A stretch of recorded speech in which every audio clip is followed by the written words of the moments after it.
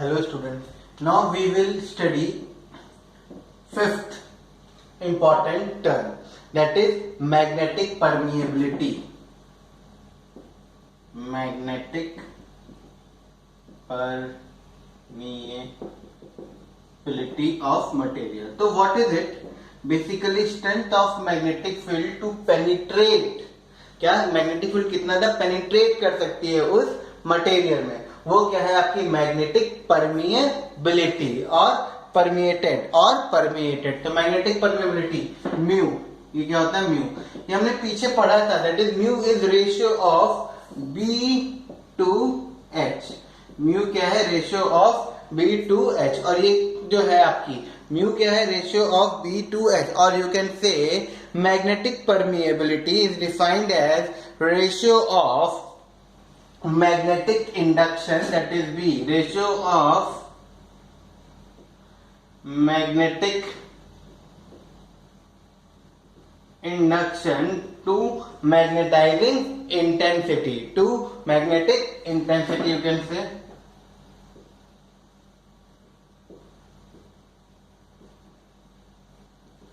intensity. So mu is defined as ratio of magnetic induction to magnetic intensity. ये आपकी क्या होगी? Magnetic permeability. इसकी जो यूनिट होती है tesla metre per ampere square. क्या? Tesla, sorry not square, it is tesla metre per ampere inverse.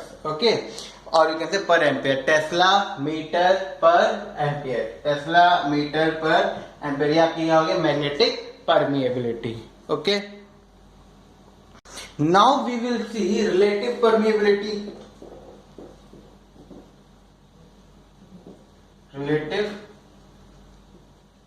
permeability, it is same as relative permittivity. Relative permeability same as relative permittivity, that is mu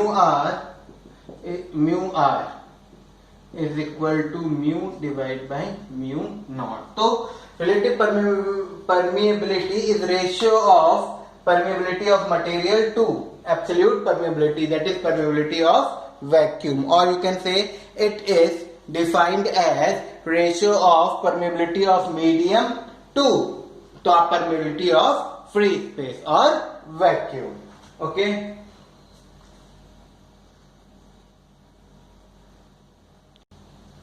now the seventh term is magnetic susceptibility.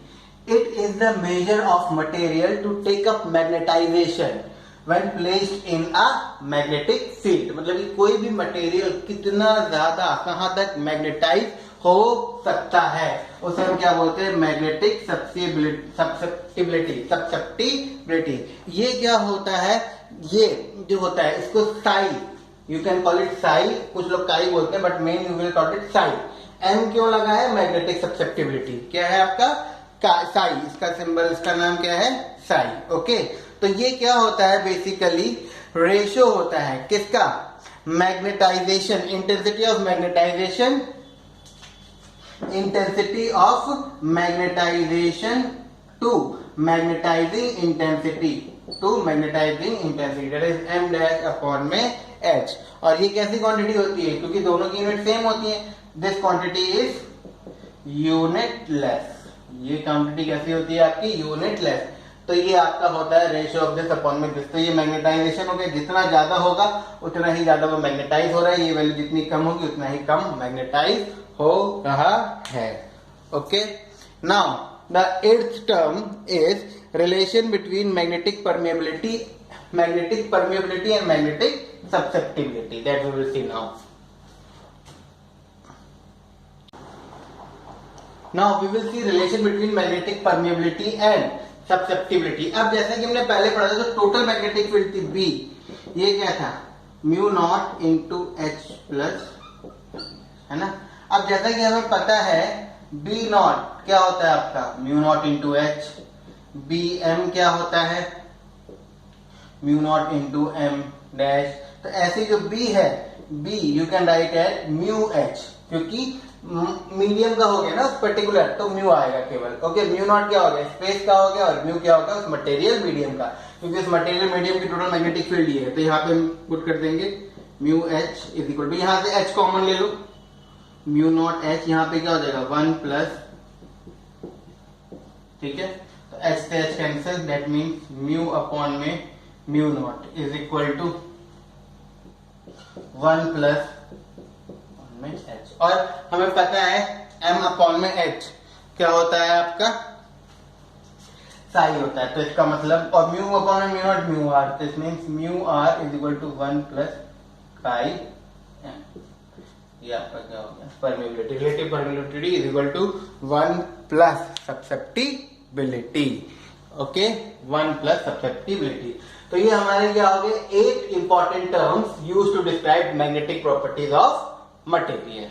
अब हम देखेंगे कि क्या properties होती है। 3 type के आपके material होते हैं मेनली, एक होता है आपका डायमैग्नेटिक, पैरामैग्नेटिक, फेरोमैग्नेटिक, और भी होते हैं anti ferromagnetic, ferromagnetic, that but we will, यहाँ पे हम केवल 3 पे कॉन्सेंट्रेट करेंगे अभी, किसके, इस पे diamagnetic, paramagnetic and ferromagnetic, okay.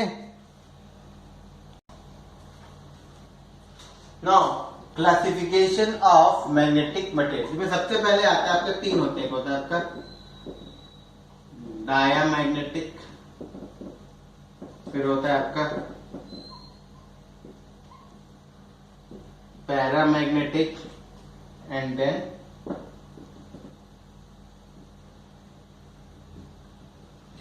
Ferromagnetic. तो first of all we will talk about diamagnetic. तो डायमैग्नेटिक सब्सटेंस, सपोज ये आपका मैग्नेटिक फील्ड है, इसमें अगर आपने डायमैग्नेटिक सब्सटेंस रख दिया है तो ये वीकली या फिर फीबली मैग्नेटाइज होगा opposite to the direction of magnetic field. मतलब कि these are those substance which develop feebly magnetisation, feeble magnetisation मतलब कि हल्का सा magnetisation in the opposite direction of magnetic field, in the opposite direction of magnetic field, ये feebly magnetise होंगे in the opposite direction of magnetic field। तो ये जो substance हैं, इन ये मैग्नेट को feebly रिपल करते हैं और ये उस तरफ जाते हैं जहां पे मैग्नेटिक फील्ड क्या होती है, वीक होती है। क्या होती है, वीक होती है। इसके एग्जांपल क्या है, जैसे कि कॉपर, पैलेडियम, जिंक, गोल्ड,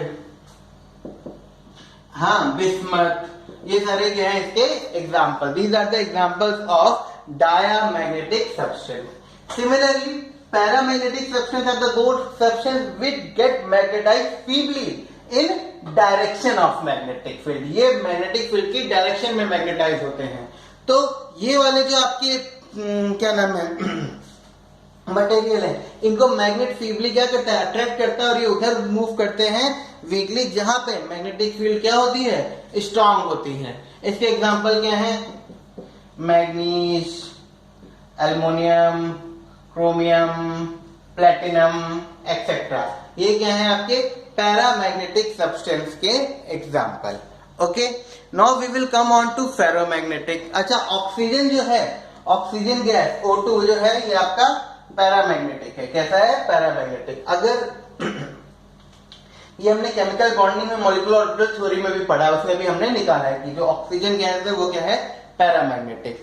अब ferromagnetic and paramagnetic are quite same. Ferromagnetic are those substance which get feeble की जगह स्ट्रॉन्ग, क्या हो जाएगा, strongly magnetised when placed in external magnetic field, strongly magnetized हो जाएंगे, and they are attracted by magnet and tend to move from weaker to stronger pole and strongly, और strongly ये move करते हैं। इसमें क्या आता है, आयरन हो गया, कोबाल्ट हो गया, ये सारे जो मैग्नेटिक सब्सटेंस है, आयरन, कोबाल्ट, निकेल और एलॉयज, ये सारे आपके इसमें आते हैं, फेरोमैग्नेटिक सब्सटेंस में आते हैं। Okay, now in next video we will study about properties of dia, para and ferromagnetic substances, and then hysteresis curve, and then our chapter will get